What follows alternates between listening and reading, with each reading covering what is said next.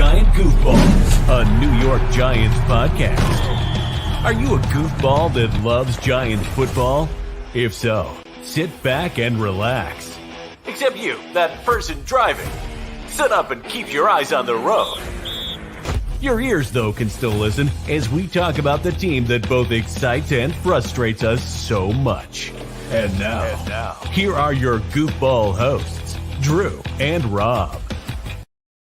Welcome, fellow goofballs, to Giant Goofballs, a New York Giants podcast. I am Drew, joined as always by... I'm Rob. Let's talk about those RVs and the QBs. Oh, the bees. The BBs. The killer bees. Murder I actually had killer bees in my house. We had to get a special exterminator to come out and get them. This is hashtag Florida problems. Killer bee assassin. Exactly. Oh, seriously, they chase you down. Those things, they were no joke. We had one chasing us down in the house, wouldn't stop. No way. It was bad. So yeah, guys, we're gonna discuss the QBs, the RBs, and the gamblers, because it's apparently an issue now with the NFL once again. You think they'd learn after somebody got suspended for a year last year? You think they'd say, maybe the NFL is serious about this. I shouldn't be the next Pete Rose. But nope. This is what happens. We don't learn from our mistakes here. No, so they're not. As always, Giant fans, if you can go ahead and give us a subscribe, a share, a like, much appreciated. And of course, we have to give it up to our sponsor, Manscaped. We are once again presented by Manscaped. Oh yes, your balls will thank you. We got, of course, the Lawnmower 4.0, guys. And again, the deal is still going on. You get 20% off any orders there at manscaped.com, plus free shipping. And again, guys, And they'll even send you a nice sack. they will. A sack for things for your sack. A saccula. Ooh, saccula. I like that. Oh, I like it. Indiana Jones has one. Then, once you're done shaving, you could crop cover. Oh, yes. Little spritz. Feeling From crop dusting to crop cover. Yeah. That's for the deodorant. Like I said, guys, it's like the last episode. Summer is coming.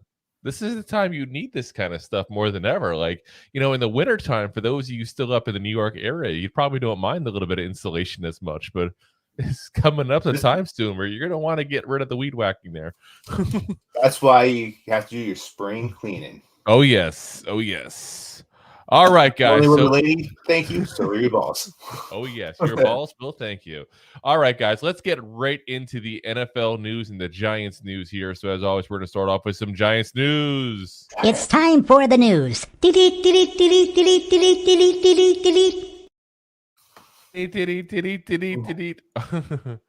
All right, guys. So, yesterday, Joe Shane had his pre-draft press conference. And I got to say, it was boring. I hate to say that point blank, but it was boring. This is like exactly what an NFL press conference with somebody who doesn't want to tell you what's about to happen does. Doesn't give you much at all. Doesn't give you much at all. The only two things that I would say you can pick out of that thing go, okay, One is that Joe Shane admitted point blank that he hasn't talked to Saquon in weeks. Again, though, guys, it's April. I ain't too worried about it. Yeah, I was going to say. I'll worry about it in July and August. April. Let them enjoy the time off. He's letting Saquon come to him, as he should. So good job, Joe. The other thing is that he said he is willing to trade up for the right player. Listen, Joe Shane, we talked about this before. He's got 10 picks in this draft, guys. We're not going to have 10 rookies. So he's doing what he's got to do. He's telling people point blank, we are open for business. If you don't want to draft where you're at, give me a call. And I think you'll see probably a couple moves. He made a couple moves last time. So yeah, I'm going to be surprised. I think honestly, this is the draft to move up and down all over the place. Move down in the first, get an early second if you can. Maybe move some of your extra picks to get another second or third round instead, that kind of stuff. This is the draft to make those kind of moves. This is not, we've talked about before, it's not a top heavy draft. This is not a first round. You're like, oh my God, there's so many like future Hall of Famers coming into this. No. GMs are talking about the fact that there's probably not even enough players in the first round grade to fill up the first round. But it's an extremely deep draft. So deep that you want to manscape before you go into that draft. All free. Oh, yes. ESPN released their latest mock draft there for the first round. It had a very interesting trade. So their trade was the Giants trade with the Cardinals, give up their first round, their fourth round pick. They get back from the Cardinals the second round pick and DeAndre Hopkins. And I need to stress this part of it. We're not giving up a first for a second and dropping down one round in that scenario. We're dropping down like 6 picks. The Cardinals, keep in mind, have the third pick in the second round. We have pick 25. And there's only 31. So what is that, 9 picks? Which in this draft is perfectly fine. Like, if that works money-wise, like sign me up. That's probably our best shot of getting a potential number one. The big question always with anything as far as talks to D-Hop is the money. Injury. It's more the money. Listen, yeah, the Giants love getting injured players. We know this. If anything, that entices them. Like, ooh, an injury history, you say? ACL, knee issues? Excellent. What do you think of the color blue? That's just what they do. I don't know what it is. There's like some teams avoid players with an injury history of the plague. Other teams just go, they don't care. And that Giants are clearly one that don't care. And if you look at the injury history, it was like 2 years ago. I mean, last year he had the issue of the PED suspension. So otherwise he was a beast when he was playing still. So I still think he's got the ability. So if we can make it work, that's a big missing piece of this offense. But you got to recognize that it's a missing piece you only have for a couple of years. He's not your 10-year piece. He's already 30. You got maybe 3 years before you start seeing it go downhill. So yeah, we'll see what happens there. I mean, again, guys, it's a mock draft. It's not a rumor they heard. It's not some rumblings going on in the NFL world. It's just an idea ESPN threw out there. And, listen, again, if we can make it work money-wise, that's the big thing. And making that work money-wise is probably going to involve, having to do something with Leonard Williams. Let's call it what it is. Whether it's cut him, restructure his contract, extend him, whatever the case may be. So, all righty, guys. So let's see here. We got Beav White with the first comment. I hope they do not do it. He is on his way down the side of the mountain. He's getting old. It would be a bad move. Yeah, and like I said, there's the risk because he's not young. But he is our best shot at getting a number one receiver. That's what it boils down to. So we'll see. We'll see what happens there. Like I said, I can see it working out great. I can see it falling flat down and horrible. But if you're not giving up that much for him, which you're not in that scenario, giving up a fourth round and going down a couple picks that want to go down anyway. Not that much. All righty, guys. Let's see here. My dad chimes in with Hopkins has 2 years, $34 million left in his contract. Yeah, that's what I'm saying. It's a lot of money. It's a lot of money. All right, guys. Into the NFL news here. So we got a lot of players to go over today with you guys. Here are the running backs and quarterbacks. And let's be honest, Rob and I, we get sidetracked. We do. A lot. ADD.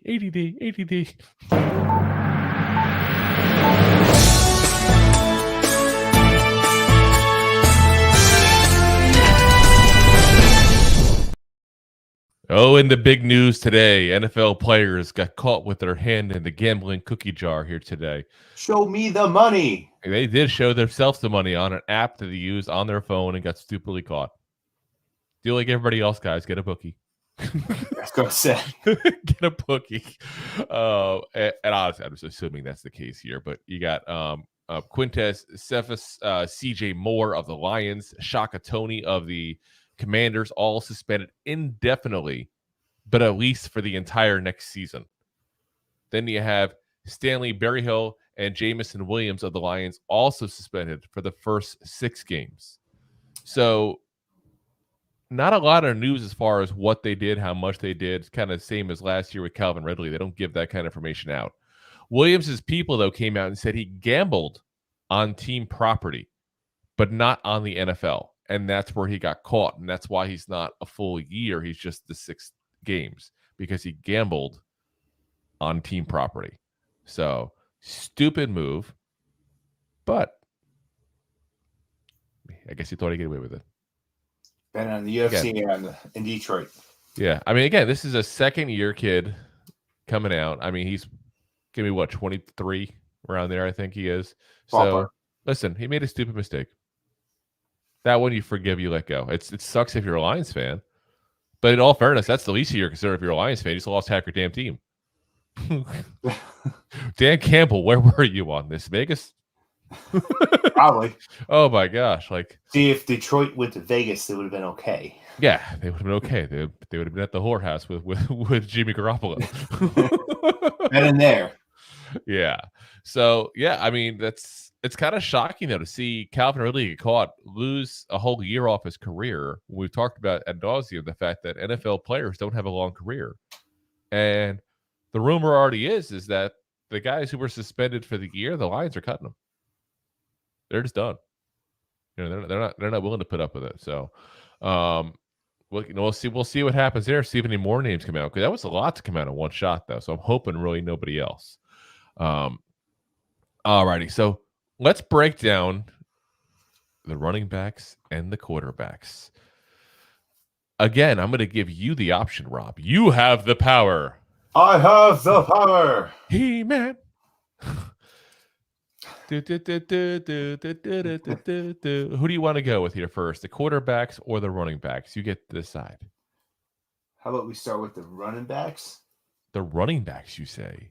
It's almost like you're trying to keep the suspense of the quarterback position. A little bit. Because it's funny how even though we don't need a starting level quarterback, that's still like the position everybody's still talking about at the draft. It really is, especially with everything going on with a certain Mr. CJ Stroud. So we'll get into that with you guys here in a minute.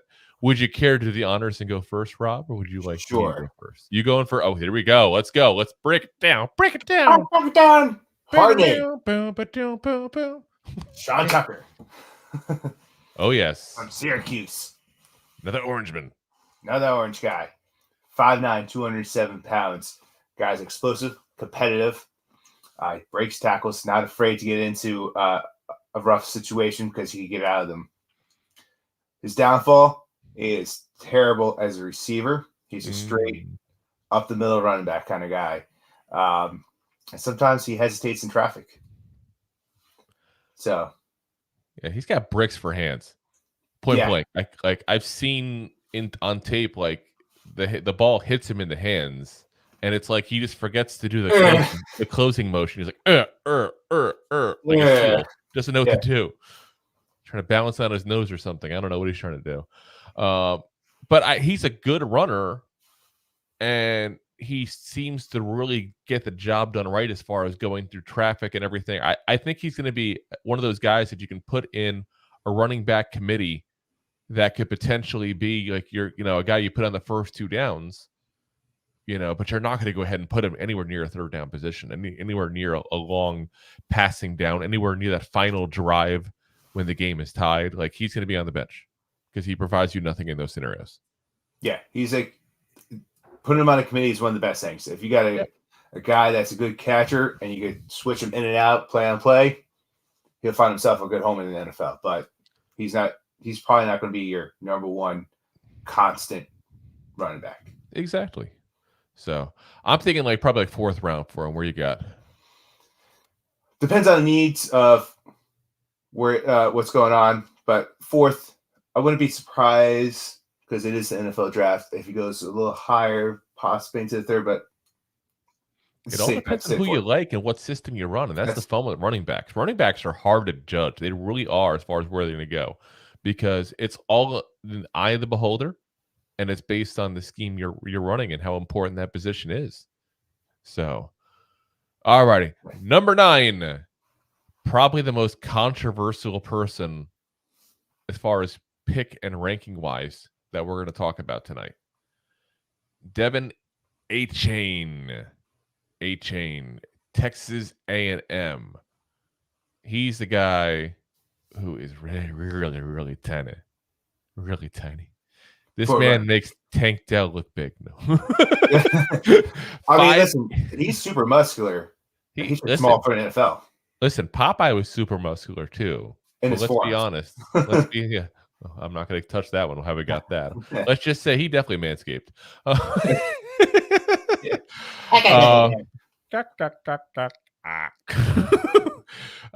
So yeah, 5'8", 188 pounds. Like really, really tiny for a running back there.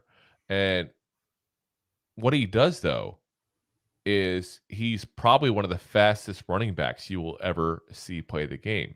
He's the big play guy. He's extremely elusive. He's got the top end speed that like even Saquon doesn't have. It's that good.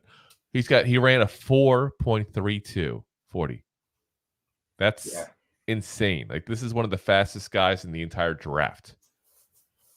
But he's got a lot of issues because of that size. Let's call it what it is. Can't break tackles, lacks any power whatsoever, can't pass block. Like this man just gets you trying to put a 230-pound edge rusher against a 188-pound 5'8" guy. What's going to happen? He's going to get steamrolled. Yeah, exactly. Like what it's going to be like it is like using tissue paper for a dam. The water's going to go through. The water's going to go through. Like there's no stopping that. So and his hands also aren't that great. That's a weird thing. Like you would think a guy like that would be the guy that you'd really want to put as a third down back, almost like. And maybe it's just me looking at past people that were smaller, like a Darren Sproles as a perfect example. A guy's a returner, a guy was a third down back, guy you occasionally have run the ball, but his real value was in the receiving game, the kickoff, and punt returns. But this guy isn't that. He's the one-trick pony of you give him a hole, he's going to run right through that goddamn hole. But if there's no hole, he's done. If he has to, he can't break tackles. Like he's just So this is what we talked about the eye of the beholder a minute ago. This is where the issues come into play. This is an eye of the beholder. I have seen people rank this guy as high as third or fourth in this running back class. To me, that's insane. An outlier is an outlier. Does that mean he cannot succeed in the NFL? No, we've talked about corners that were 166 pounds. We've talked about 168-pound wide receiver in this draft. Outliers are going to happen, but you can't count on someone coming into the league as an outlier and think they're going to be a starter and think they're going to succeed right off the bat and not go into it with this may work, this may not. And to me, because he lacks the hands, it's a not. Because I can't use him purely as a third down rusher that I'm going to pop in occasionally and to be a change of pace against a bigger back that I might have in my roster already. That's what kills it for me. It really is. I think he'll honestly probably go like the second or third round because I think someone is going to really like him. But I got a 4th round grade at him all day long. Yeah, I wouldn't be surprised if he drops back there. Like second round just for one trick pony is kind of aggressive. I see that. There's people that love this kid. There really is because of the speed. They fell in love with the speed. You get a team like the Raiders that traditionally draft for speed. They're going to love him. But the difference is like if he had speed and he could catch, okay, second round. There you go. But I'd be popping him in the slot and everything and moving him around, doing wheel routes, doing screens. Like this would be the guy. But he can't catch. That's the problem. And if he's made it this far in his NFL career, how much training can you do to let him catch the ball? Yeah. We talked about, Jalen Hyatt of the Tennessee Volunteers there during the wide receiver show, and he's a one-trick pony. He's a 9-route guy, just runs straight down the field and outruns everybody. This is kind of the equivalent of Hyatt in the running back group, but the difference is Hyatt catches the ball. Yeah. Well. That's the difference. he provides that.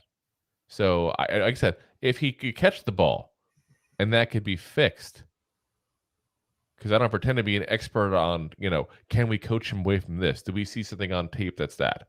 That's up to the NFL guys, whoever's interested in to look at. That's why they get paid to be there. Exactly. They know a lot more about football than any of us here. But, like I said, I got to go based on what I see now. What I see now is a guy who drops the ball. I got to see he's a guy who can't provide much in the receiving game, can't break a tackle. You can't count him in short yards. You can't count him in goal line situations. You can't count him in a lot of things. Not who I want. Yeah. So, because of the limited availability, I'm good. But like I said, I think someone will take him like the 4th round, probably. I'm sorry, somebody take him like the 2nd, 3rd round, but they probably shouldn't take him to the 4th. Yeah, I'm not mad at that. All righty, number 8. Israel. You gave yourself the hard one. There's not even that many hard ones in this episode. Like I one of these days, they're going to look ahead and go, okay, if I go first, I get these people. If he goes first, he gets these people. I think it's kind of funny that I'm a terrible reader and name announcer, if you will. But here we go. Here we go. Share with everyone. Drum roll, please. Israel Banakando. Banaconda. Banaconda. Not through mistake with anaconda. Yeah. At least he didn't claim he was diabetes. He didn't call him a disease this episode. Yeah. He's from Pittsburgh. 5'10", 216. He's already got some good size for an NFL. He can pack on some more weight. Guy's competitive. Low miles. He's only 20 years old. Yeah. Which is fantastic for anyone drafting this guy. Especially this draft. Yeah. We talk to people at like 24, 25. Guys that won't even see free agency till they're almost 30. Yeah. And, I mean, this guy also ran more than 100 yards in 9 of his 11 games this last season with 20 touchdowns, which is pretty good coming into this draft, especially at 20. That also being said, he also has some trouble in some traffic. And then he also, once again, bringing it back up, he could work on some receiving skills. Like, he's not as bad as the last 2 guys, but he also is not the best catcher out there. And he could also work on actually using his strength with that size. Yeah, I think that's the age. That's him being 20, because I guarantee you 2 years ago, he was like 180. You know what I'm saying? He's at that age where he's filling out. And he doesn't quite know how to use it yet, I feel like. He quite hasn't gotten his man strength yet, if you will. Yes, not to be confused with Manscaped. Yeah. But the age is what's really intriguing to me. I look at a team like, let's say hypothetically the Giants, because A, we're a Giants podcast, and B, I do think the Giants will draft a running back in this draft. And they don't, shame on them, because it's a very deep draft for running backs. Yeah. So you got a guy who's 20 years old that needs some time to develop. You have a Pro Bowl running back to lead this group already. You have Matt Breida, and a veteran who has started before in the NFL, to be your backup. If we draft a running back, he's the 3rd, 4th running back, depending what happens with Gary Brightwell. This is the perfect guy. Guy who's 20 years old. You can sit back with. You can go ahead and give him the chance to develop and coach him up for a year before he even really sees much of the field, unless any, injuries, or he just wows you in camp or whatever, and end up using him more than we anticipate early on. But yeah, I mean, that's a pretty good scenario to draft the guy that I think will probably go, same as we talked about the last couple guys. I think this is another 4th round guy. I wouldn't be surprised if he goes in the 3rd. I wouldn't be shocked either. I think the age is what it is. Really, that's the big thing going to be a lot for a lot of people, not just myself. So, but I think as of right now, he's got 4th round talent. But also, he's the guy, since he's so young, a good coach staff could develop him on how they want him to play, and he could be that kind of caliber, like a high caliber running back. Oh yeah, no, I think he's a guy that could surprise some people in the NFL too, because he's got really good tape. He really does. Yeah, like I said, a lot of it really is that the trouble in traffic. That's something that you can coach a little bit there. I mean, let me be honest. Some of that's instinctive. You make those decisions so quick, it's instinctive. But some of that can be coached. The receiving skills, he either can or he can't. You can't do it, you can't do it. The elusiveness, can or he can't again. But I this mean, is a guy that once he uses to use his body and learn to use that strength and just bull rush and break through some tackles, because he's not a weak guy. He's a pretty stronger guy. He's one of the bigger backs that we're going to talk about here in this year's draft. 216 is not small. Is it 300 pounds like some of the linemen? No, obviously not. But he wouldn't be a running back then. That's what I'm saying. He definitely would be a running back. Yeah. So, like I said, a good developmental back, I think, that you give a year or so to let him sit back, learn, and you see what you got, and could be easily part of a committee, if not even potentially a starter in this league going forward after that. Hands down.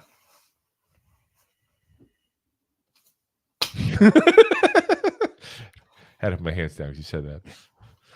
All righty. Number 7. Seven. Zach Evans, Ole Miss. 5'11", 202 pounds. And listen, Ole Miss has got some interesting people here.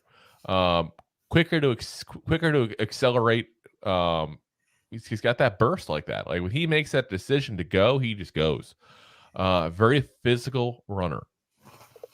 Another guy though, he's got the same issues we've been talking about the last couple guys. Not good at pass pro. Wasn't a receiver in college, but here's the difference with him. It wasn't that we saw him dropping the ball. We didn't see the ball being thrown to him. There is a difference. We've talked about this with some of the players, but especially we talk about secondary guys, that some guys that played in zone weren't necessarily asked to do man, maybe could do it, and vice versa. Same kind of thing. Just because he didn't catch the ball in college doesn't mean he can't. He didn't get the opportunity to show if he can or can't. There is a huge difference there. He's going to go probably 3rd, 4th round kind of guy. He's a guy that, again, I think is part of a committee there. I don't necessarily see him being the stud kind of running back there, but I do think this is a guy who will carve out, a decent career for himself in the league. But I don't think he'll ever top out if he can't miss. Oh my God, this guy was amazing kind of player. But he's going to be a guy who's going to find a role in this league, probably as a first couple down kind of back there, and have a pretty decent career overall. I think so, and he'll get you a couple of those wild plays, but I don't know if it's going to be consistent. Yeah. All righty. Number 6. Kenny McIntosh from Georgia. McIntosh. Like the apple. Just don't take a bite of him. Take a bite at a crime instead. Yeah. Rough. 6 foot, 204 pounds. This guy's also got some great speed on him. He also could catch the ball. Oh, yes. So finally, someone who can catch the ball. Finally. He's got some real talent to be a running back one. He does have some hip issues where he needs to get a little lower. As long as his hips don't lie. Oh, your brothers can't deny. Did you just go with a totally different song? I did. I was going Shakira, and you went to Sir Mix-a-Lot. Listen, Anaconda. It's a totally different song. Oh, but Sir Mix-a-Lot. It's like me randomly under the boardwalk. No, Sir Mix-a-Lot. My Anaconda don't want none of that unless you got buns on. Yes, but I said hips don't lie. Hips don't lie. I was still going off my song. I know. I'm just saying you randomly inserted song. Segue into Bad Instincts at times.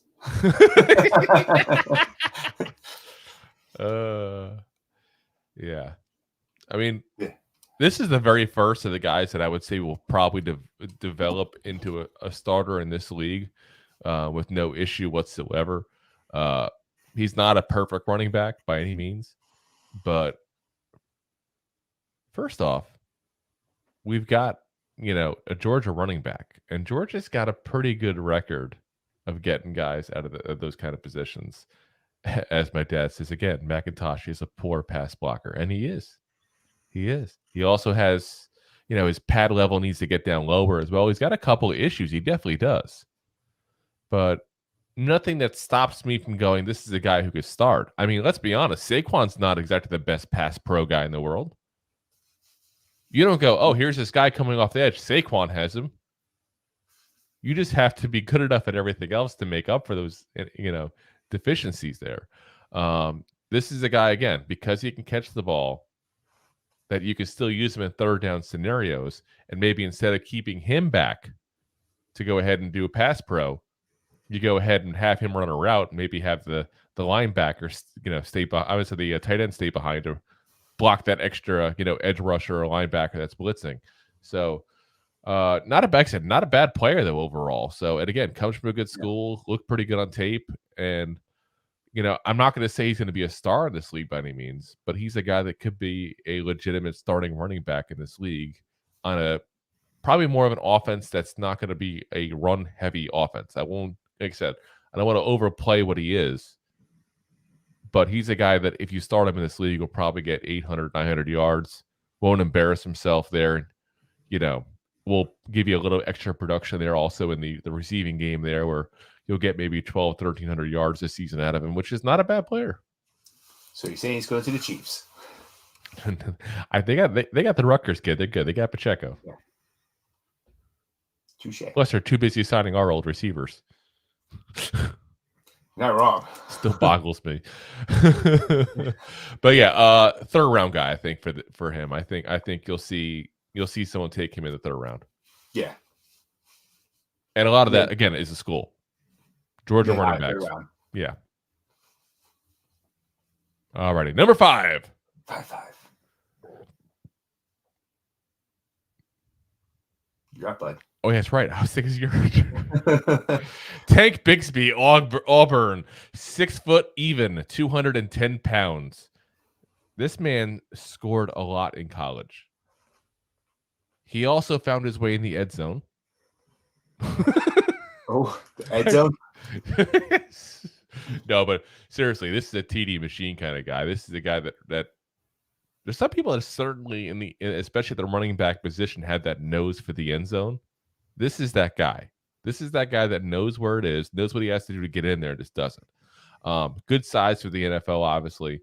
Again, a guy who is not a receiver in college. Again, this is not the guy we talked about that can't catch. He wasn't asked to do it in college. We don't know what degree he has of that. He does lack top speed. So he's not the guy that, is going to have that top end speed and break off those 80-yard runs and stuff like that. Someone's going to catch up with him. He doesn't have that. He also does try to get too fancy sometimes. You'll see him kind of make that juke move, make that extra move he didn't need to make, and just take the extra yard or two he could have gotten in the play. Kind of like something we've complained about with Barkley quite often. So can that be stopped? We'll find out there. But he's a guy that I think could be a legitimate starting running back in this league. But I do think that he's going to have somebody else in with him to be that like kind of third down back kind of guy, or a change of pace kind of guy with some extra speed. So he's more like the lead of the group, if that makes sense, than the star guy. That makes sense because, like you said, what was his 440? I'm sorry, 440. What was his 40? What was it like 4.56 or something like that? I love how you ask me questions that I do not have in front of me. I appreciate that. It's very nice of you. You're welcome. Let's see. Let's see if Mr. Google says 4.56. That's at the combine, which is the legit time. So those who aren't aware, usually when they do the pro day, it's a little bit better because it's an actual stopwatch someone's using who is usually a member of the staff from the school you went to, not, an actual line and a sensor that stops like it is in the combine. So 4.56. It's not exactly great speed. That's what I'm saying. Yeah. He's not going to be the guy who's going to be that blazing guy that you'll run to the outside. He's between the tackles guy who will go ahead and fight for the dirty yards, get your touchdowns for you. And listen, I don't care how fast-paced the NFL gets and how small the NFL gets. There's still a place in the league for that kind of guy, 100%. especially because defenses aren't built to stop those kind of guys as much anymore. Yeah, there's a difference between a Mack truck like this guy and the Porsche. He's the Mack truck. I wouldn't even say a Mack truck. I'd say he's more like the F-150.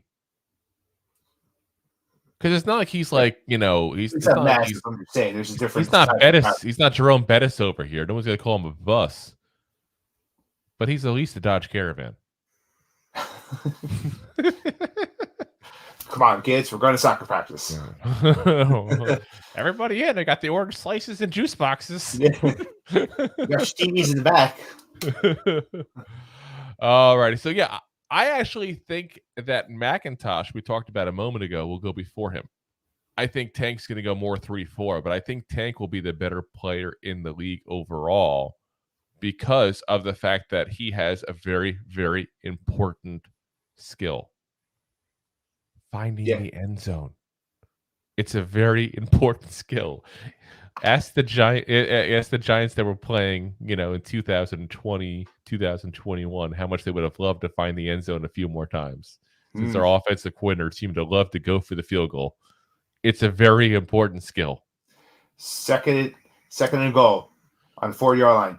Go for the field goal. Who needs 7? Who needs 7? Yeah. All righty. Number 4. Zach Charbonnet. Not Chardonnay. Did someone order a Chardonnay? Charbonnet. Oui. Funny. He didn't look French to me.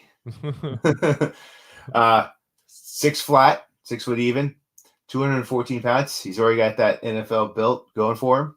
UCLA.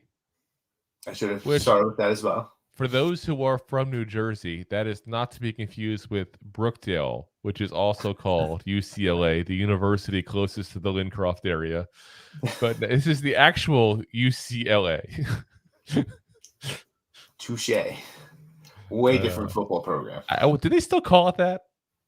Brookdale Community College, they still call that UCLA? They probably do. I am too old to hang out by college. Yeah. You're that old guy now. Yeah. Hey. Are you a narc?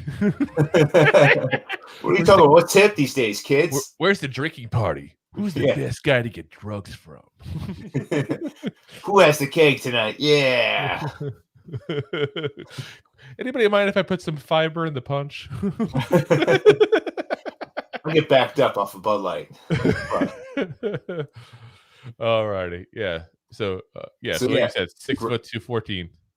Good NFL size already. He's powerful. He knows how to use his weight. He's got great balance and vision, but also not a fast guy as well. Mm-hmm. But I mean, he also has like an upright stance when he runs. So it's like a little hit or miss there. And he's also got like below average instincts on some inside runs. Yeah. So, and the big issue I have with him is I feel like watching him, he waited too long to hit the hole. It's almost like he was like looking at it going, it can get a little bigger. Let me wait a second here. Nope. Listen, if you want to make it look bigger, you just got to manscape. But I mean, in the meantime, you have to go ahead and just attack the hole. Once the hole is there, especially in the NFL, you don't have these massive holes. It's not like Moses is coming and parting the Red Sea here, people. Yeah. Like, you get a line, you have a hole from the line, you take it. And he's going to have to learn that. But this is the guy I think that is probably the safest pick of the guys who aren't going to be the stars in this league that we'll get to here soon. And that's why, we're thinking number 4 for him. Extremely low ceiling compared to some of the guys here. He's not going to be your all-pro. He's not going to be your Pro Bowl guy. But he's going to be a legit NFL player. There's not a doubt of that from anybody who actually watches his tape, watches the film, sees, what he's done. As my dad points out, his improved game he's also had since transferring from Michigan. He's been in college a little while, and he even was talking about him coming out into the draft last year, and he ended up staying behind to see if he could improve his stock. And they thought last year he'd be a 3rd-round pick. And I think, again, this year, 3rd-round pick for him. But I think, again, this is a guy that if you have to start him even, he's not going to hurt you. He's just not going to be your star. No. You just got to accept that part of it. You know, he's going to be a serviceable starter to an excellent backup in the league. That's pretty fair. And I think that's where he's going to be 100%. It's like some guys who go, here's the floor, here's the ceiling. With him, it's like, here's the floor, here's the ceiling. It like barely moves. Like you pretty much have an idea of what he's going to be. Yeah, I mean, he could improve. Like he could coach out, finding the holes. Like what's a better hole to go through? Well, you have your choices sometimes. Sometimes you get some choices. All righty. Number three.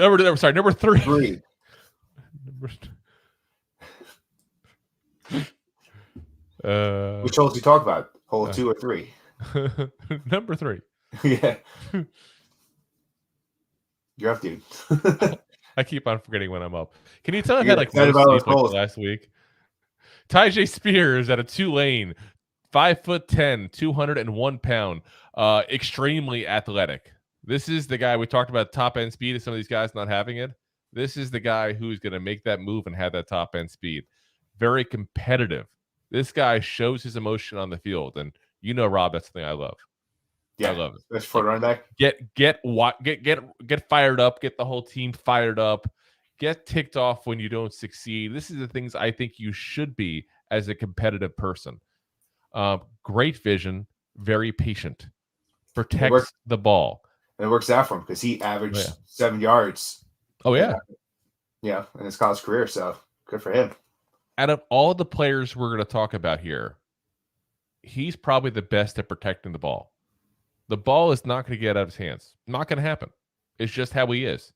He made it a statement right off the bat that he's going to protect that, and he's going to go ahead and make sure that he can go ahead and do that. Good receiver. But here's the problem I have with him. I do have a couple issues.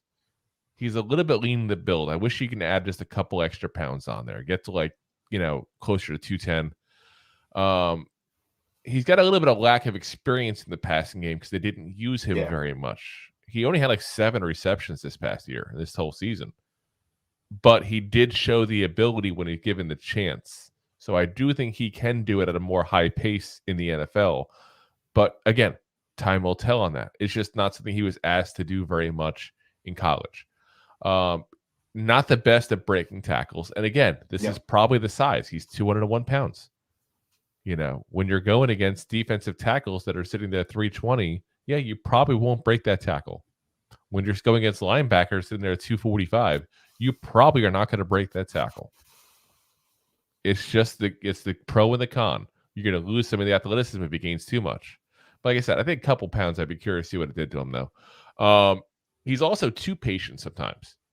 So he's the guy who overall, again, we talked about that with with the Zach attack there a minute ago, where he's kind of will sit there and wait for things to open up a little too much. Hopefully that's something we can get out of coaching. The biggest concern I always have with a guy that I like to rank this early is Tulane's obviously a small school. It's not like he went to a powerhouse school. So the question is, how much is that going to affect him when you're watching tape against him, against a small school going, wow, he looks really good. Well, yeah, he looks good because he's also not going against the best talent. He's not going against Alabama, Georgia, Ohio State, Michigan, So we'll have to see how much that affects him. But, I mean, man amongst boys when he was on the field, 100%. I mean, also, didn't he have like a little bit of a knee injury history? Yeah, he did have a little bit of a knee injury history. Way to be the spoil. It's something that you got to look at. As my dad points out, he's a good receiver too. He is considered a good route runner. Yeah, and like I said, it wasn't something they asked him to do very often in college. So sometimes that's system driven. Sometimes that's just them not, just not being that good at it. They're kind of shilling that from him. I think it's more the system in this case here. As my dad also points out, small schools also don't have the best coaching, and that's 100% the case. Yeah. Again, no disrespect to the coaches at Tulane here because they still made it to the college ranks. It's not like they're coaching, the middle school Pop Warner team here, but it's just not the same coaching. It's not. I think round 3 for him, but I think very early in the round, I think is where he'll go. And I do think this is a guy who will be a potential starter in this league. I do think there is a very good gap, though, between him and the rest of the guys we talked about, and the next two we're going to discuss here in a minute. But like I said, starter in the league. Just a matter of we got to see how high that ceiling is going to go for him. We talked about obviously Zach a minute ago being the safe pick. This is the take a chance pick. I mean, yeah. Explosive guy from a small school. That's a take a chance pick. Yeah. And also, that being said, I wouldn't be surprised if someone took a chance late in the second round. Yeah. Wouldn't shock me. It all depends really how early the other two go. We already know where number one's going to go. I won't give that name up yet. I think you guys, if you know football at all, can know who number one's going to be. But, the second guy that we're going to talk about here in a minute, if he goes quick in the first round or something, then I can see somebody saying, okay, I need a running back. I'm not going to take the risk. I'm taking the best I can. But I said, I think he has third round talent, though, early third round talent. And I think he's the guy that could shock some people in this league. And if he reaches his full potential and hits that ceiling. Yeah, no, I agree. Alrighty. Number 2. Deuce. Deuce. Jamar. Deuce. Yes. Deuce McAllister? What? Bama? What? You said Deuce McAllister? No, I said Deuce. I said 2. Deuce. Jamar Gibbs. Alabama. He's from Bama. I love freaking Bama. He's 5'9", 199 pounds. Dude's explosive. Deuce. He's also a good receiver. You speaking German? Du hast? No, Deuce, too. Du hast mich fragen, wie es gesagt? You hate me? Rammstein. Oh, Rammstein. Yeah, once again, he's also 5'9", 199 pounds. So he's not quite NFL size, so it's a little concerning. Tiny little guy. He's a wee guy. I mean, if you saw a 199 pound guy that's 5'9" walking down the street, you'd be like, oh, right, do lifts. Yeah. But does he even? The big thing is, how does he walk down the street? It's like John Travolta in the 70s. No, he's walking like this. You can tell by the way I walk that I play running back for the Crimson Tide. He's not good at pass protection. Yeah. But he also is able to change his speed through plays. Get some trickery in there. You know what? And if you watch him, that's probably the most amazing thing about the way he plays. Is he'll hit the pedal and start going, and he'll see a blocker down the field, and he will slow it down for the blocker to get a chance to do their job and block. And then as soon as he's safe to go, hits the gas. Exactly. And once he hits that gas, if you give him some space, you ain't catching him. And we talked about some fast guys in his in running back. Like in the Columbine, he ran his 40 and 4:36. He was at Columbine? Yeah. He was, that's messed up. No, he was at a school shooting when he was a toddler. Yeah. Brutal. Damn you, Marilyn Manson. Yeah. All his fault. Clearly. But yeah, I mean, this is another guy that's kind of, I feel like, it has a very high ceiling, but not a guaranteed ceiling.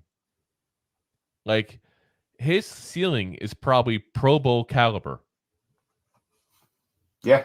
But there's no guarantee he meets that kind of ceiling mostly because of his size, because of some of the limitations he has because of that size. Like, can he survive in the NFL as an every down back? I mean, the other thing in college he did well too is not that you want to talk about a running back doing this, but he's also a great kick returner. Yeah, he ain't doing that. I'm saying. I draft this guy in the league because I think he'll go late first round, early second, mid second, worst case scenario. I'm not going to give him the chance to get messed up like a Dory Jackson on a punt or kickoff return. I get it that he could do it. And you know what? If he fails as a starting running back and hits that floor, where he's kind of a special guy as part of a committee, then yeah, why not? But I mean, otherwise, yeah, if I'm trying to make this my star player that I focus my offense somewhat around, then no, not going to happen. no, but I'm just saying, like, if he turns out to be like a Hester from 10 years ago from the Bears, they get this guy that he's supposed to be the same kind of way, and he doesn't quite make it as your RB1. I would say with him, you're talking Darryl Sproles again. Yeah. We mentioned him earlier. That's the kind of the floor for him, I think, is Darren Sproles. A guy who's very fast, a guy who runs the ball occasionally, gives you something in the passing down as a receiver, does special teams as far as returning the ball. But his ceiling is Pro Bowl caliber because of his just amazing athleticism, because of the vision he has, because of the patience he has. So, someone's got to use him right, though. That's the big thing is, will you get the right coach that's going to know to put him in the right system to succeed and have the right motions to succeed? That's what we're going to have to wait and see. Yeah. So you got to hope he doesn't go to a coaching staff who has no clue what they're doing, whereas a history of ruining players, which you hope that for every player, obviously, but somebody's going to get the short stick. It is what it is. But I see him if he's not successful as like your RB1, what he's going to be is he's going to be the guy from the backfield catching the ball and going off the field. Yeah. He's got that kind of potential. You know where I would love to see him at? And it's not going to happen because they don't pick till late in the second round unless they trade up. I would love to see him as a Dolphin. Can you imagine like him and Tyreek Hill and Waddle and having those kind of speed all over the freaking... Let's say we got the need for speed. Like, oh my God, dude, that'd be like, yeah, good luck trying to cover those guys. Yeah. But it's bad enough as it is now. But yeah, but like I said, they won't get him because they don't have a shot, I don't think, based on where they're drafting, unless they move up. And most teams are not going to trade up for a running back. Yeah, probably. Especially when they have a lot of holes on defense. But yeah, like that kind of system, a more of a modern NFL offensive mind that's going to know how to use him right. That's where he's got to go. All righty. Number 1. Uno. This is going to shock some people. Bijan Robinson, 5'11", 215 yards from Texas. Athletic, prototype size, third down back, catches, blocks. Not exactly a power back, which you kind of would expect a little more of him for the size he's got. He's also too patient at times. We talked about a couple other guys as well. He also lacks elite speed. He's also had some injuries.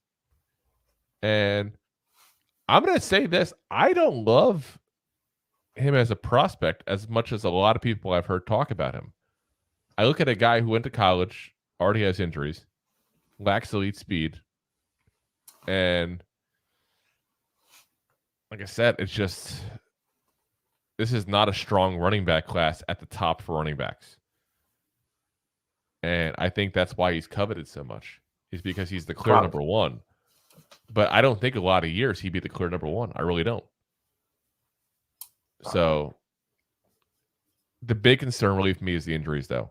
I got a running back that I'm going to draft in like the first round that's already got injury issues. If that doesn't sound like a recipe for disaster, I don't know what is. Yeah, well, but I mean, if he's healthy and he can get it together, he's got talent. Yeah, there will be a team that drafts this guy number 1, but no doubt. But he's got to stay healthy, and that's the concern. He's had multiple injuries. As my dad says, Bijan Robinson is going to be a star. See, we don't always agree. I said, and I don't think he's not. Let me put this way: it's not that I don't think he has star talent. I just don't think he has the talent to be, a generational running back. Like a guy like Saquon was. Like, as much as I hate to say it, Zeke was for a couple of years when the Cowboys drafted him. A guy that's going to run to the league and just destroy it. I don't think he's that player. I think he's a guy that'll run to the league and get 1,100, 1,200 yards. He's not going to get 1,600, 1,700. Yeah. So, like I said, not knocking him. I'm not as high on him as other people are. So, I don't know where you're at, but feel free to let us know as far as that. Don't leave us suspense, Rob. Where are you at? Oh, he's going to go in the first round, no doubts. Yeah, no, he's definitely I don't think he's going to be the star, but but I think he will be a starter. Yeah. Like I said, the big thing for me is those injuries. Can he stay healthy? You're a running back, and you already have injuries before you even drafted. That's scary. That scares the crud out of me. So, Yeah. alrighty. But yeah, top 10 talent in this draft, though. I'll say it that way. down. Top 10 talent in this draft, but probably won't go to the end of the first round because of position. Yeah, hands down. Unless the Eagles go crazy because they lost Miles Sanders. That's possible. Yeah. Alrighty. So let's go ahead and start the QBs. And I'm going to do another one here. I'm going to do another one because I need to talk about this guy. I need to. So, number 10, Tyson Bagent out of Shepherd. There is not often, folks, that you will hear me talk about a guy from a Division II school and include him in the top 10 of any position. This is that time. 6'3", 213 pounds. Way overachieved from what they expected when they got him into school even. He was not a coveted guy whatsoever that happened to go to a smaller school. He was a guy that nobody was looking at, basically. Rewrote basically every single quarterback record at Shepherd. Good, strong arm. Played RPO and play action plays very well as well. Very athletic. There is some concerns, though, too, obviously. I'm not trying to say this guy's a first-round talent. But some of the concerns are the fact that he's going to need time to develop. You know, he's coming from a very small school. This is not a guy who's stepping in from one of the bigger conferences. It's not even division, it's not even division, top division in college at that point. He's Division II. But when you watch his mechanics, the way he plays the game, it gives you hope for something more than you would ever expect from a Division II kind of school. I saw actually an interview with RG3 who went to go do a private workout with him. Say what you want about RG3 because he says some crazy off-the-wall stuff. But RG3 was a legitimate NFL talent before his own stupidity and the stupidity of the DC team and the stupidity of, Shanahan basically ruined his career. And, he liked what he saw a lot. He said point blank he was actually very impressed and liked him more than what he thought he would. And I was of the same mindset. I think he'll probably be a guy who's going to be like a 5th or 6th round guy. He's not going to go early in the draft. But for the Giants, a team looking for a prospective backup quarterback to have for the next couple of years, this is a guy that we could draft very late in the round when we have all these extra picks. And basically, if it doesn't work, it's a throwaway pick. Who cares? It's like a 6th round pick, 5th round pick. Most of those don't pan out in the NFL. If it does work, you get a good quality backup quarterback. Because after this year, Tyrod Taylor, we talked before, Tyrod Taylor's gone unless we re-sign him. And he wants millions of dollars a year because he's worth it. He's an excellent backup quarterback in this league. Yeah, top grade. We can get a guy like this to come in and be the backup.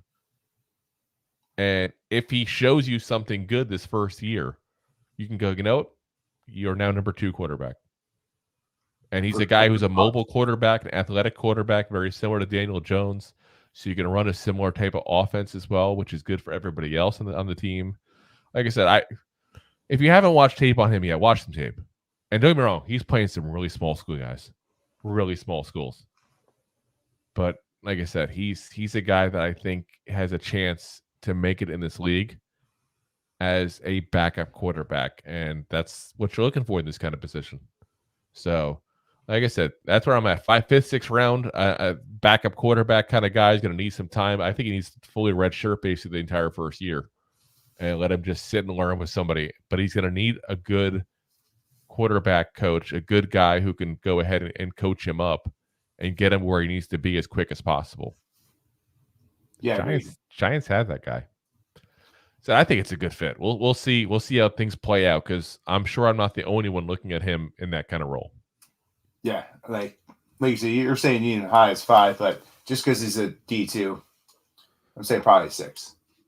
Yeah, that's what I'm saying. He's going to go late. He's going to go really late. He'll definitely be a round 3 guy. There's no, I mean, a day 3 guy. He's definitely not going to be a day 2 guy. Yeah. And he's probably the only person in this entire list that I'll say will definitely not be a day 2 kind of guy at all. Even though I think some of these guys shouldn't go day 2. You know how it is. It just takes that one person. Yeah. One person to see something special. All righty. Number 9. 9. Dorian Thompson. We're doing Ramstein again? A little bit. 9. Trevor, 9. Dorian Thompson Robertson. UCLA. Not Brookdale. UCLA. It sounds like a radio station. It does. This is like a BBC BBC. UCLA. Some hard rock. So 6'2". Are you ready to rock? Yeah. 203 pounds. So he's not quite NFL size. He could put on some mass, but he's super athletic, strong arm, throws a cannon. That being said, sometimes a cannon doesn't hit its target. Nope. Same with Thompson Robinson. Sometimes he gets under pressure and doesn't make the best decisions. Under pressure. Make a bad throw. Oh, he does. And that's the biggest knock with him, really. I mean, I can get around the accuracy issues because he has a strong arm. Like, there's not many people that have a strong arm and an accurate arm. You should get one or the other, especially in a backup, a guy you're drafting later in the draft. Yeah. But the issues he has in the pocket is my biggest concerns. And I'll tell you right now, I think Tyson has the chance to be a better quarterback than him. I only put him number 10, to be very frank, is because of the school he went to. Yeah. I liked his tape better than Thompson Robinson, but I also recognize who he was playing against in that tape. And that's the only reason why. But I've seen some people that like him because they think that you can coach some of the decision-making issues and that kind of stuff out of him, and he could be a good backup quarterback in this league. So, I mean, I see that, but vice versa. Like, when Thompson Robinson's under pressure, he kind of looks like a whore in church. It's about to burn at stake. Wow. I did not think we were going to make a whore in church reference here on the show today, folks. Wow. I went there. Wow. Sorry. Goofballs. You nice lady of the night in church. Nice lady of the night. Wow. The trollop All in the the goofballs who use Manscaped. Trollop in the pew. Yeah. But yeah, I think I wouldn't be surprised if he goes late in the 4th, but he's probably a 5th round pick. Yeah, that's what I'm thinking. As my dad's chimed in a couple of times, I think he likes him because he said DTR has improved every year. He has. He just hasn't gotten to where I want him to be higher this list. Basically, is what it boils down to. But again, improvement does show coaching. Ability to go ahead and take the coaching and do something with it. So, but again, I don't see him as anything more than a backup in this league. I just don't. Yeah. All righty. Number 8, Tanner McGee. McGee. I said McKee. I pulled a Rob. On the easy one.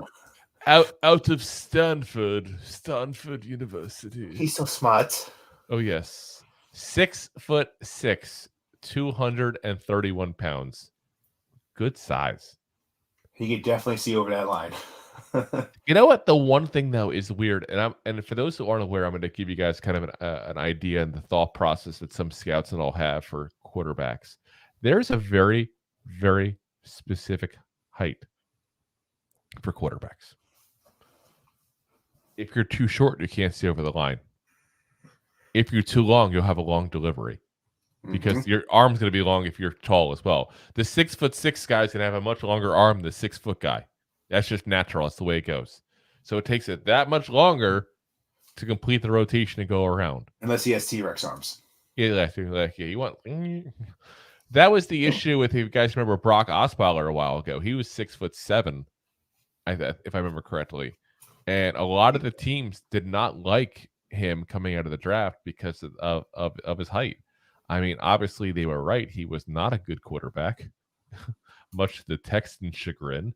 But yeah, he was 6'7". I just looked it up to verify. 6'6" and 7/8 coming out of the combine. Oh, so yeah, 6'7". 6'7". Socks on it at the combine. So, part of the question is going to be to him is, can he develop a quick enough release to not have those issues in the NFL? But he's got a good live arm. He's creative and with throws under the pressure. That doesn't get to him. But he can't improvise outside of the pocket. He's basically a statue in the pocket. Like, you just don't even want him moving around. You want him to, if the pressure's there, to throw the ball away. That's what you want. He's not the guy that's going to improve at all. Like, he is not the, he's not going to be anywhere in an improv troupe whatsoever. He is not Colin Mockery. He's not Wayne Brady. He's not. He's not that kind of guy. I never thought I would compare a quarterback in this episode to Wayne Brady. I just did it. I think that beat your whore in church thing. Maybe, yeah. He got smack a bitch. He's also had some inconsistent. That was me. He's so inconsiderate at times. He's been inconsistent with his accuracy. Like, sometimes you'll see him make on a drive. Even it's not even like throw to throw. It's within drives. You'll see him make a drive where all of a sudden he boom, boom, boom, spot on everybody. And then all of a sudden you see him make a couple bad throws. You're like, where was this guy? Like, what's going on? Who are you? But he's a guy, again, that I think will be a decent backup in this league potentially. I think he's a guy that, has his limitations because of his lack of mobility. And that's what it boils down to. But you got a good, smart guy who doesn't get pressured under pressure. Under pressure. Boop, boop, boop, boop, boop, boop. So there's something for that. So, like I said, I see him as a guy, 4th, 5th round kind of guy, a day 3 kind of quarterback that someone's going to take and try to develop into a backup quarterback. Yeah, sounds about right. Or, some team's going to be goofball and go with the Oswald route. Try to get a tall guy. Like I said, as long as he has a quick enough release and doesn't hurt him in that regard, he's fine. He just needs to figure that part of it out. Let's go sidearm like Mahomes. Go quicker. Yeah. Sling it. Yeah. All righty. Number 7. Jake Hayner from Frisco State. 6 foot flat. Fresno State, not Frisco State. Fresno. He's not a Rice-A-Roni. Yeah. The San Francisco But he could be my treat. Ding. By the way, Rice-A-Roni, if you care to be a sponsor, it's 2giantgoofballs@mail.com. Manscaped said they're okay with multiple as long as it's not another hygiene product. But 6 foot, 207 pounds. So he needs a little bit more weight when it comes to the NFL. He's a little on the shorter side. Yeah, he's not Kyler Murray, but yeah, or Russell Wilson, but it's all right. 6 foot still not a bad height. Yeah, I just wish I was 6 foot. 5'10". There. Anyway. I would gladly give you 2 extra inches of my height if I could. I'd be 6'5". Then the world would just be like made for me better at that point. No ducking through doorways. Yeah, trust me, you have not had pain to just walk like full speed into a doorway. Yeah, it's not something most people have to deal with. Also, people don't think about it, but all the cobwebs that go right over your head go right in my face. But you're really good at cleaning the top of the cabinets. I am. Alrighty, back to Jake. Big Jake. Big Jake, not from State Farm. He's got good instincts. Or Frisco State. Or Frisco State. He's got really good accuracy in the short throws. Yeah. High football IQ. But he's a smaller guy, like I just said before. And he doesn't have the arm strength to throw deep downfield. I don't know if that's something he could develop. Probably not. Nope. So this is It's who he team that, is. yeah. It's who he is. He's also 24 Part years of it old. also could be his size. We talked about, the speed of throwing with a longer arm being an issue, but the one thing a longer arm does give you is it gives you a better pivot Leverage. point to throw further. I think that's just lack of arm strength and lack of, arm length. That's what this issue is there. I don't see that improving. But I'll say this. This is the Drew first Brees guy. 5'9". This is the first guy in this draft that I'm going to sit there and confident say will have a career as a backup. Yeah. The other guys is you try to develop them into backup. This is a guy that's going to go into the league, be a backup QB, and he's the perfect kind of backup QB. Smart guy, quick dink and dunk guy that's not going to try to run in and be the hero. You know, he's a guy who's going to make something of himself as a backup in this league. He would be the play action master. The problem is going to be he's also 24 years old, though, too. So this is why we talk about, what can they improve? What can they coach up? You're already 24. Yeah. Most people your age have been in the league a couple of years. Not sure how much more room for improvement there is. There's always room, don't get me wrong. But you're closer to your peak than most rookies will be. You're not wrong there. Where do you see him going in that draft? I think round 3, 4. I think, late 3, early 4 kind of guy. I think somebody that needs a backup quarterback is going to just take the shot at him. Yeah, I mean, I saw him as a 4, but I wouldn't be surprised with 3. 4. All righty. Number 6. And I got another guy I like a lot here. Jaron Hall at a BYU. Binghamton Young University. Yes. Another little shorter guy here. 6 foot, 207 pounds, same size. Really good arm, though. This guy has potentially the best arm in the entire draft. If you watch the tape, there's not a single spot on the field he can't throw to and throw to accurately. He's also athletic, he's able to move outside the pocket. I also see him improvise when needed. A very high character kind of guy. I really think this is a guy that, really I don't want to be that guy who tries to make the bold statements just to get people to talk about it the next day. But if you're looking for the guy who's going to pop up out of nowhere and be a starting QB in this league, this is the guy. Yeah, listen, I like him that much. Yeah, he's a good team leader. He's good again in the, Yep. He's liked in the locker room. He's got some inconsistencies, especially the deep throws. He's got a couple injury issues. He had 2 concussions in 19. He had a hip injury in 20. He's also 25 years old, as we talk about the older guys again coming in this draft. Or he got hip issues. It's all right. He got his AARP card. He can get a discount on the surgery. But I'm telling you, watch the tape on this guy. Like, there's certain people we go into this process and we start looking at the tape. Then I'm like, okay, here we go. Let's see, this guy's in the top 10 probably. Let me look at Jaron Hall. And I'm like, oh my God. Like, I almost put him ahead of the next guy. That's how much I like him. I won't give away who the next guy is yet, but I like him that much. He also does force the ball a little bit sometimes. That's one issue I did have with him. I was going to say, he kind of reminded me a little bit of Brett Favre. Yeah, he's got that kind of Romo kind of thing where he's the gunslinger kind of. Yeah, even Eli to a degree as well. Here to just chuck the ball and hope for the best. Yeah. And that'll work your way sometimes and you'll be the hero. And it's not going to work your way sometimes and you'll be the anti-hero. Yeah.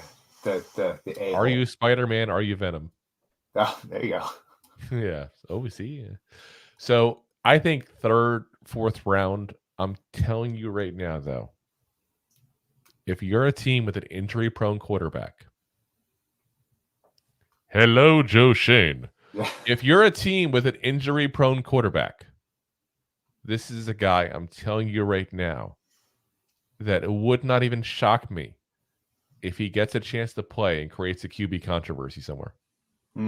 He's that. I really think he's that good. And Brock Purdy kind of guy. I don't want to say that because here's the thing: Brock Purdy is surrounded by immense talent. And he's put in a system that doesn't ask him to do more than he can. And I like Brock Purdy. Don't get me wrong. Like, we talked about him in the playoffs. We talked about the episodes there. I'm probably higher on Brock Purdy than a lot of people are because they fit a system to what his limitations are. That's what you have to do sometimes in the NFL. This is a guy that we talked. He can throw it anywhere. So we got a couple comments here. Ken Cristiano chimes in. Hey, Ken, how's it going, man? He says, I say 4 all day long on the course. Well, I know he does. My dad says, don't trust BYU quarterbacks. Yeah. I mean, there's definitely been some issues there, that's for sure. But again, I'm not sitting here saying that this guy is going to be a Pro Bowl kind of guy. But, we still had some good BYU quarterbacks, though, at the same point. Jim McMahon, the famous Bears quarterback, BYU. Ty Detmer. Again, I'm not trying to say Ty Detmer was a great NFL quarterback, but he was a legit NFL quarterback in this league. That was a guy that had a decent career. I want to say he played for at least 10 years. Like, he's been that guy who's played for, quite a while here. Trying to look through the list here of people otherwise that have gone through. Yeah. Not exactly the greatest there, but Ken, he was half blind. Who's half blind? Ty Detmer? Or Jim McMahon? Listen, either one of them had a much better career than the average person that came into the league. Yeah. So, alrighty. We got to move on. We got the top 5 coming here. Top 5. Number 5. Cinco. Will Levis. Kentucky. Nice. Kentucky. Home of fried chicken and bluegrass. Chicken. Thing looking good. Anyway. We're still talking about chicken for the record. He might be one of the best sized quarterbacks right now that we've talked about. 6'4", 229 pounds. Prototype. Like, if you're building in a lab a quarterback, this is the size. That's just about the size you want to be at. Yeah. That being said, he also's got some great arm talent. Yep. Super athletic. Well, maybe not super athletic, but highly athletic. Yeah. He's a guy who's sneaky athletic. He doesn't look to run all the time, but when he does, he's not bad. Yeah. Sometimes he's slow to process some of the plays out there. Mm-hmm. And that being said, when he tries to speed up that process, he makes some bad decisions. Mm-hmm. Those got some turnover issues there. Turnovers. Oh, yes. So, and then he's coming off a down year, so that probably dropped where he's going to go in this draft. Yeah, his 21 was better than his 22. If you watch the tape both years, his 21 was better. We got to talk about the coffee. Oh, yes. Talk about it. Who the hell puts mayo in their coffee? I'm sorry. I can't get over it. Who else? There's already someone in the NFL that had a thing about that, too.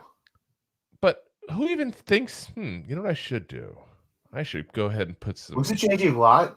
I think they said it. He talked about running out of, like in college, running out of cream or milk, and there's mayo.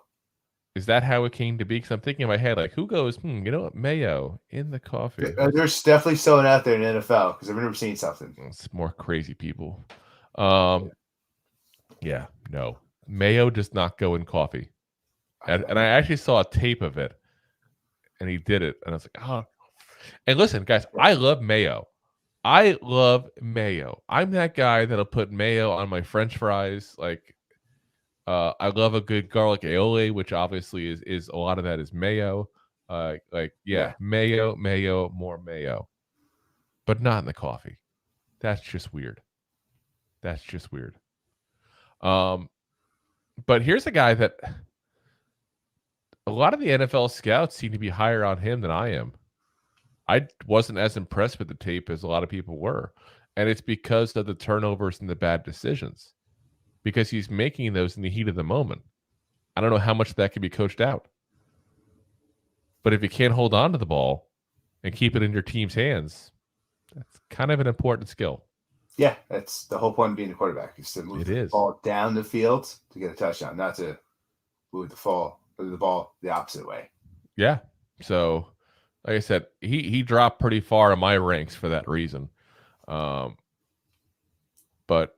he has the potential still because he has the arm talent and the size to be a legitimate quarterback in this league as well. So, I mean, he's got a ceiling, I think, to be an above average quarterback, and he's got the floor to be a complete bust. Yeah. That's So safe. somebody will take the chance on him because of that ceiling. But there's still that floor there. All righty. Number 4. Hold on, we got Connor popping in here. What's up, Connor? Hi. Quote Pulp Fiction. You know what they put on French fries in Holland instead of ketchup? What? Mayonnaise. God damn. I'm sorry, mayonnaise is very good on fries. My dad chimes in with Levis is a boom or bust prospect. Yeah, I mean, that's 100% what he is. But you'll take the shot because you need a boom at that position. Number 4. 4. And this is where I think we differ from a lot of the people that you see making lists.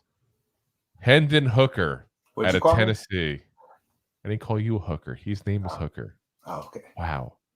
We already talked about hookers once. Women at church, nonetheless. Yeah. 6'3", 217 pounds, good size, mobile, good mechanics, accurate, aggressive, not afraid of pass rushers. The issues.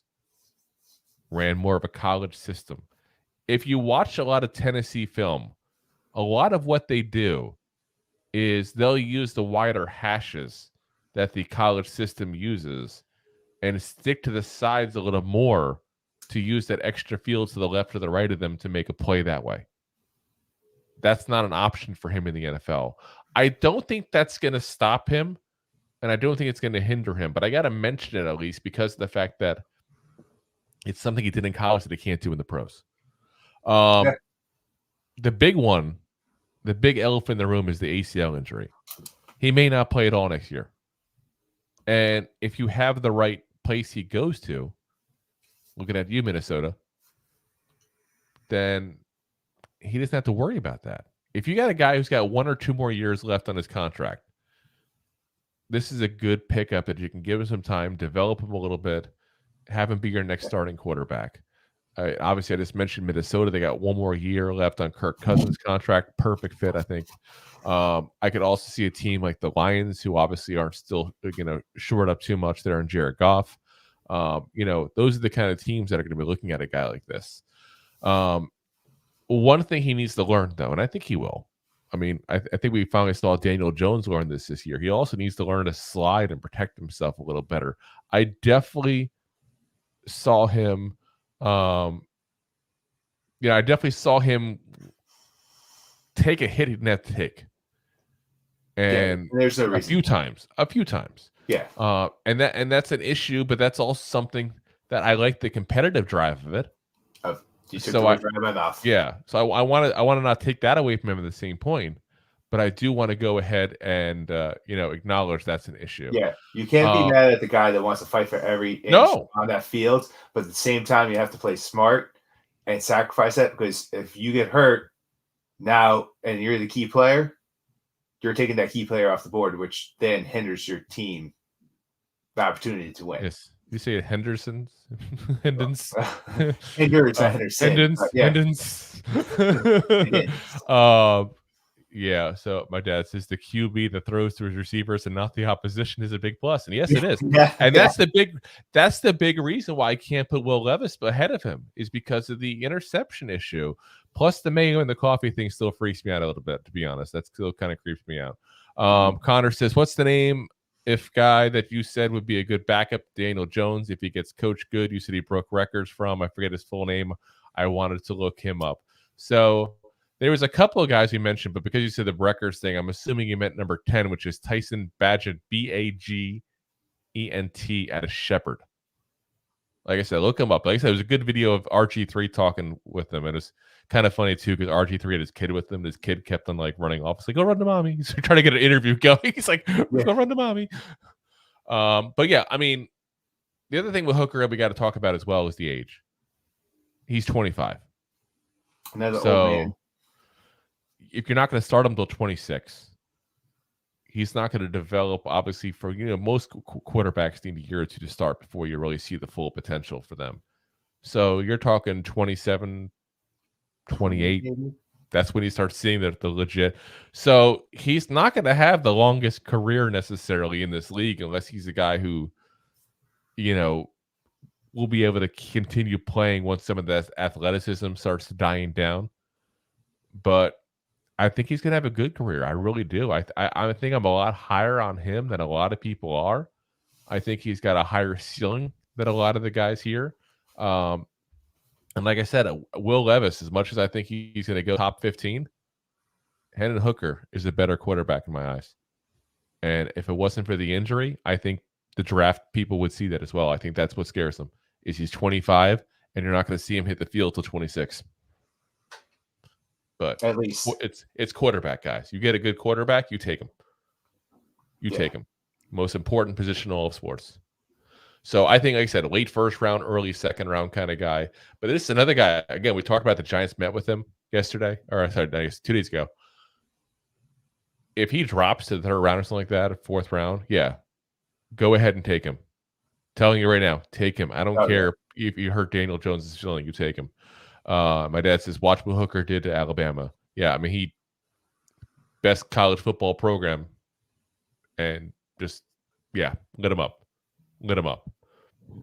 So, all right, number 3, Anthony Richardson, Florida. AR-15. There we go. He doesn't like that name anymore ever since the shootings things, but I don't care. I can't. I have to still call him that. It was his nickname for years beforehand. I still got to call him that. Yeah, 6'4", 244 pounds. That's the Gator movement for those that don't know what we're doing here. Another guy's like prototype size. I was about to say he's a little bigger than some of the guys coming up, so that's not a bad thing to have. Athletic, he's dual threat, strong arm. If he wants to look even bigger, he should manscape. He's the push-up and then manscape. Yes, the key. It's the key. 20% off. When you're out there, free shipping with the code Goofballs. Strong arm. It's deep and versatile. His throw mechanics is a little off, needs some work, but that's something you could coach up. It's not a big thing. He's had some actually issues, but it's not the worst on this list. There's some other guys that just throw down the field and are completely off. Oh, yeah. His footwork is so-so here, if you will. I'm saying it nicely. This guy could be a boom or a bust. So that's exactly what he is. Yeah. He has a high ceiling, low floor. I really think, and you hear this often with some of these quarterbacks when they're drafted, that, this person failed because they weren't put in the right position to succeed.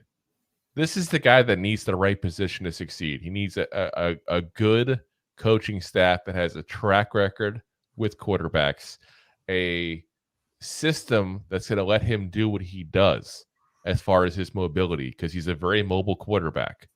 And I think he needs to be able to do that in the NFL, to be calm, adjusted, and doing what he was doing similar in college. It's kind of that familiarity part of that. Don't try to make him a pocket passer. It's not what he is. No. He can throw in the pocket, don't get me wrong. I'm not trying to say he's a running back that just throws occasionally, but it's part of his game. He just needs that guy. He needs that guru, that guy who's going to sit there and show him how to fix. You're talking footwork, mechanics. These are things that you don't typically want to have to be teaching a guy that is drafting in the first round. Nope. But sometimes you do. Look at Josh Allen. When the Bills drafted him, that was a guy that a lot of people said was going to need a lot of work. Well, it paid off. He got a lot of work, and it paid off. I think he's going to go top 10. I think he could even go top 5. It all depends on how the quarterback board goes. But like I said, number 3 was where we have him here. So third quarterback off the board. We already know that the first 2 picks will probably be a quarterback. I was surprised if he goes past 10. Yeah, the Colts need a quarterback. The Raiders need a quarterback probably. Houston. Honestly, that's a great spot for him, the Raiders. That's a great spot. If you think about that for a second, let him sit behind Jimmy Garoppolo for a year or two. Let Josh McDaniels try to help him out. And I hate Josh McDaniels. But listen, Brady had some of his best years with them. He knows quarterbacks. So that'd be a good spot. I just thought of that too. That'd be a good. I like it. They'd have to trade up to probably get him though. I think they're number 7 in the draft. So I think they probably have to trade up to get him. But trade up with the Cardinals. Cardinals don't need a pick at number 3. No. How the Cardinals need that for? They already have a quarterback. He's just playing Call of Duty right now. I wonder if he plays Madden. He plays as himself. Dude, seriously, if I was an NFL guy, I would be. I would trade for myself. He has that ego, but he's like, Here's a good one. Let's say you're a guy like Jalen Hurts who grew up a Cowboy fan. Yes, if any of the Eagle fans are listening, Jalen Hurts grew up a Cowboys fan. If you're playing Madden, do you play as the Cowboys or the Eagles? Right. You trade for yourself, trade Jack to the Eagles, and I'm just saying, listen, as a big time Giants fan, if I play in the NFL, obviously I'm gonna, root for the team that I play for. But a part of me always gonna still be a Giant fan. Yeah. Part of me will always hope that I play for the Giants. I think it's something to look at there. My dad's got a couple more comments on Richardson here. He said, will Richardson develop his passing game before he gets killed running the ball? That depends on where he goes and what kind of line he has. Richardson is better off in Indy. Think about what their new head coach did with Hurts. I'm not. You know what? I don't want to bash Hurts too much. We did that enough the last episode. We talked about his contract. I still think the guy had one good year with the stacked offense. He had the best line in football. He had the 2 great receivers. He had a good running back, like a good tight end. Granted, the tight end was injured for part of the year, but a really good tight end. Like he'd had a good year in a stacked team. So yeah. I'm still not sold on Hurts.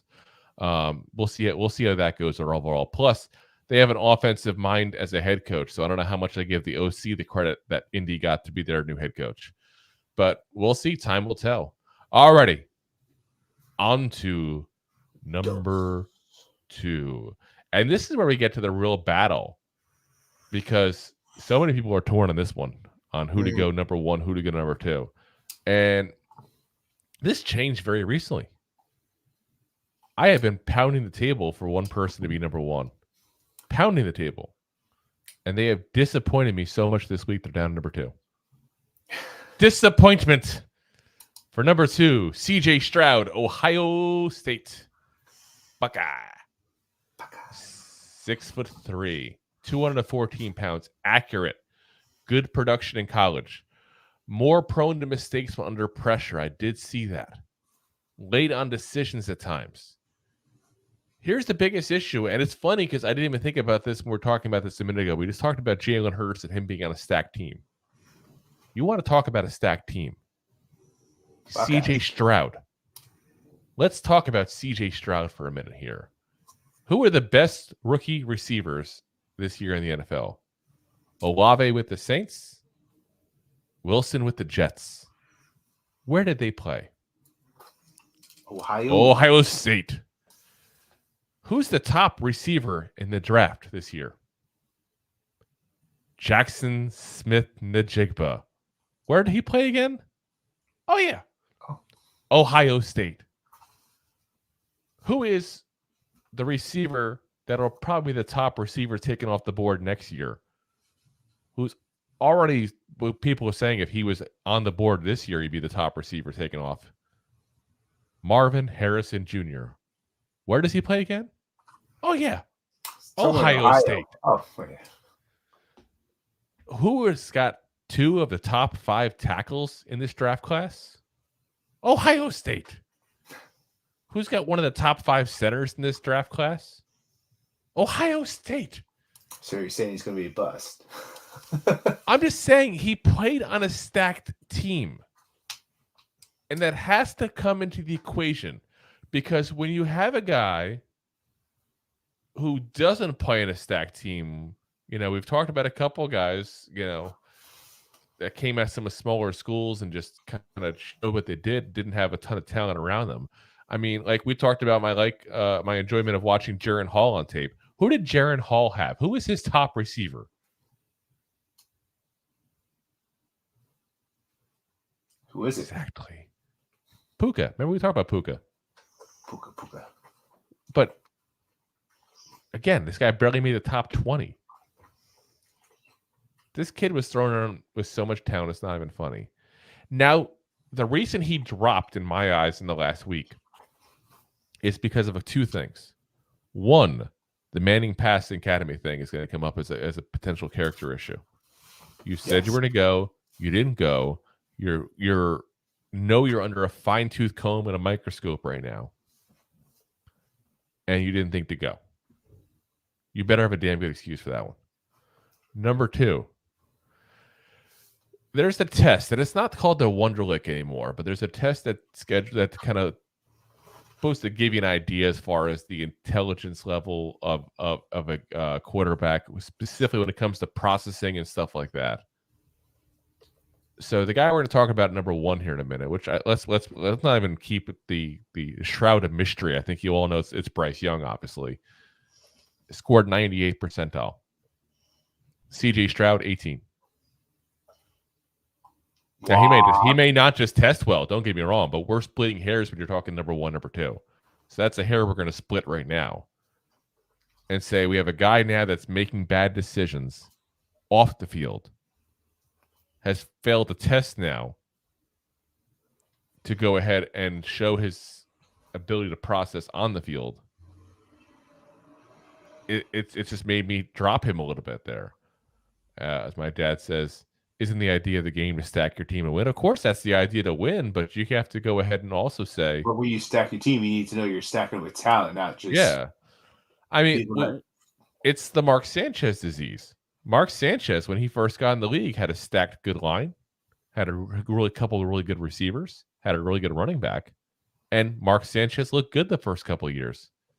Mark Sanchez started losing those players little by little, and he butt fumbled. Literally. Yeah. So you have to, when to me, at least in my eyes, when I look at these guys, I have to go ahead and say, what help do they have around them? And obviously, Bryce Young, we'll talk about in a moment here, had a lot of help. Alabama, probably the best recruiting college in the whole damn system here. But there's just some things I liked better about him where I think he's a safer pick. CJ Stroud, though, still will go top 5. I don't think more and more. I do think that the rumors are right that Bryce Young will be taken by the Panthers. The Texans will probably take CJ Stroud. If they don't, hypothetically, he's not making it past 4. So he'll definitely be a top 5. Colts won't let him go. They're not stupid. All righty. Number 1. Well, it's no surprise. Bryce Young from Bama. I can't believe it. I had no clue this was You're like coming. the person that saw the movie that talked about what's happening in the scene before it happens. Listen, if nobody knew that was the battle between 1 and 2, they probably aren't watching this program because they don't watch anything on the draft. I watched a movie with this guy. Never seen it. He's seen it 100 times. But now stop telling me about the scene that's about to happen. Ruin every part of the movie. The worst was I was watching The Sixth Sense. I'm not going to ruin it for other people who may not have watched it. But the movie that person came out 25 years ago? Yeah, screw it. We're doing it. If you haven't watched The Sixth Sense yet, mute this for about 10 seconds. So, yeah, I watched the movie and I'm like 15 minutes into it, and someone goes, oh, yeah, listen to the Good Dead Doctor. Like, dead doctor sees dead people. God damn it. Okay, it is now safe. If you're back, it's okay. It's safe. But yeah, I was like, who says this kind of stuff during a movie? Freaking. It was a whole twist. Ruined it. All right. Back to Bryce. Yes. He's 5'10", 204 pounds. Throws a superb accurate ball. High football IQ. And just like Drew just said before, a 98 on his test score. Smart guy. He has quick throws. He can improvise. He's got good arm strength. Not the best, but he's got good arm strength. He just got to work on his size. Like, he's a short guy. You can't really work on your size. He's going to wear, like, I was talking about the height. shoes. I was talking about the height. I was talking about the weight. He's got the hooker boots of football cleats. Listen, if he's the number one prospect, like you could go at 5'10". Like there's been other 5'10" quarterbacks that succeeded in the NFL and won Super Bowl rings. Russell Wilson. Yeah. Granted, he fell off that Bronco, but I see what you did there. You know what I thought of too? Does Sean Payton have a thing for short quarterbacks? He might. Sean Payton's like, you keep that 6'3" guy over there. I got my 5'9", 5'10" QB over here. Quick release. You can't even see him over the line. You have no clue what he's doing. He's just hidden behind those big guys. He gets on his tippy toes. He can't see, but you can't see him. Sneaky, sneaky. Sneaky Pete. Yeah.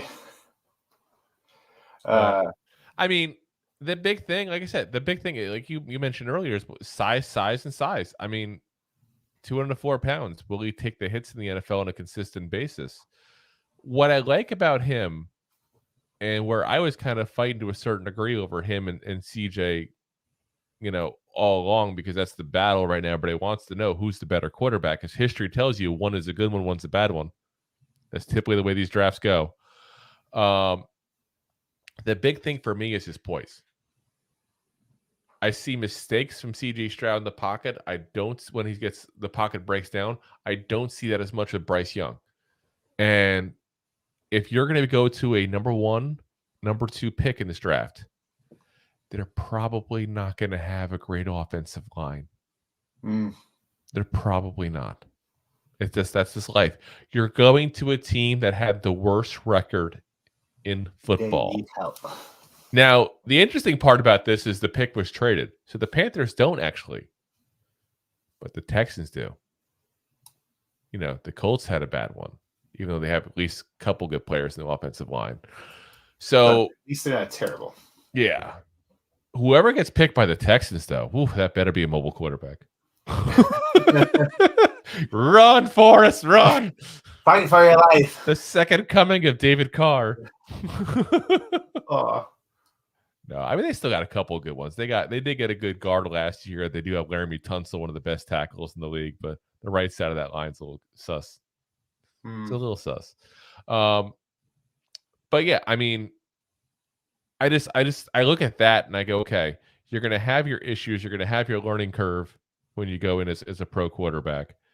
Good under pressure, better when things don't go quite his way. That's kind of an important skill in this whole thing.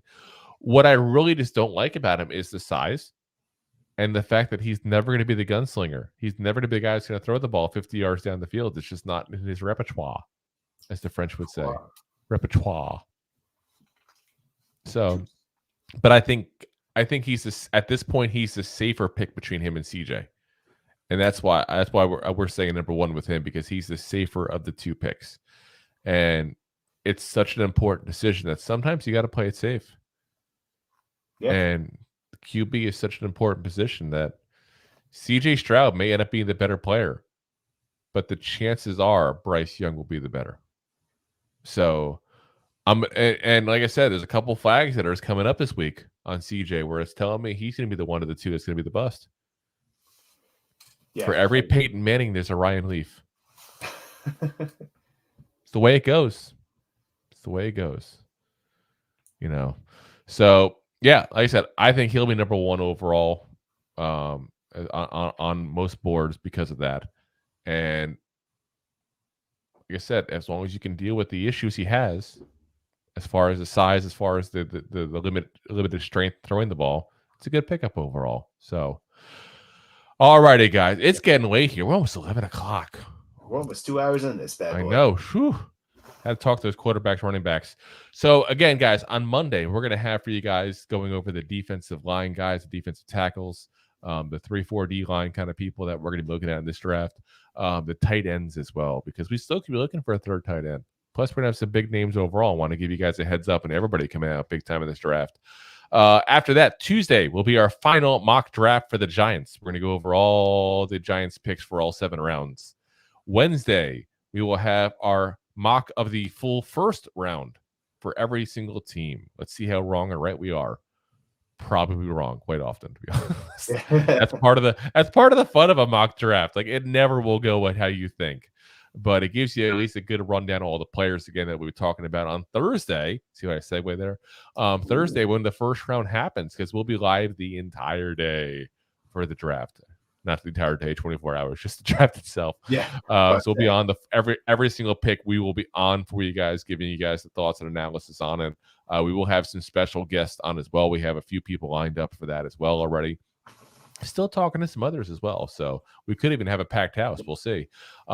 Friday, round 2 and 3, we will again be live for every single pick, round 2 and 3. Next Saturday, we will give you guys a live show, but not live during the draft. We'll give it afterwards because we're going to have a lot of players talk about.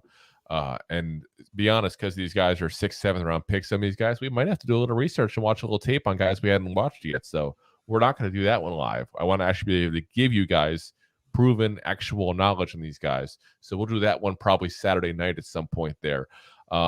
We'll look at the schedule and kind of figure out from there and give you guys a heads up as soon as possible. Probably in the next couple of days, we'll have a better idea for timetable for that one there.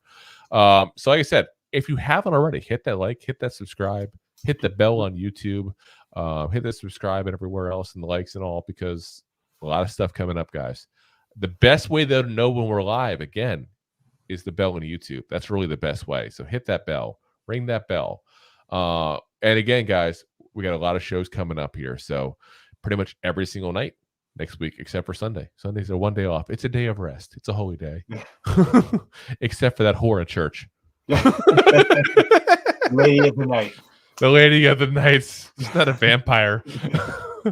Again, guys. So again, we are live as always. Facebook, YouTube, Twitter, Twitch, my LinkedIn profile of all things. Metaverse. Oh, yes. We are, again, we're on every pretty much audio platform known to man, Apple Podcasts, Spotify, Amazon, iHeart, all that stuff there. So if you prefer to watch on audio, give a subscribe there. If you prefer to watch on video, give a subscribe there. If you want to make us happy, subscribe everywhere. Go on every single platform. Just go crazy. Subscribe. Go crazy. Makes us all happy to see high numbers. Again, guys, Manscaped, we want to thank them for sponsoring the show. Again, we got the Lawnmower 4.0 here. Oh, yes, we're breaking out the Lawnmower 4.0 again. 20% off your order, guys, with the promo code Goofballs, plus free shipping. Free shipping. Light you up. Yeah. And listen, guys, when the power goes out, it's got a flashlight. Yeah. So it also works for the storms. Can you imagine like a natural disaster, people are breaking out their lawnmowers? Lawnmower 4.0. Okay, see out there. What's going on? What's going on? What's that buzzing sound? What are you doing over there? So again, guys, manscaped.com, 20% off and free shipping, but you must use the promo code to get that stuff. Promo code Goofballs. All one word. Again, guys, thank you very much for listening in today. Hope you guys enjoyed everything as much as we enjoyed doing it. Again, we know you have plenty of options where to get your Giants news, your draft news overall. We appreciate you picking these goofballs to be the ones to give you guys the info. So, as always, Giant fans, Go G-Man! G-Man! Thanks for listening to Two Giant Goofballs, a New York Giants podcast. We appreciate your support. If you made it this long, you must have enjoyed it. So I am sure you have followed us on all the social media platforms. Of course, you have subscribed to the show on your favorite app as well and given us a top rating. Right? Right? Right?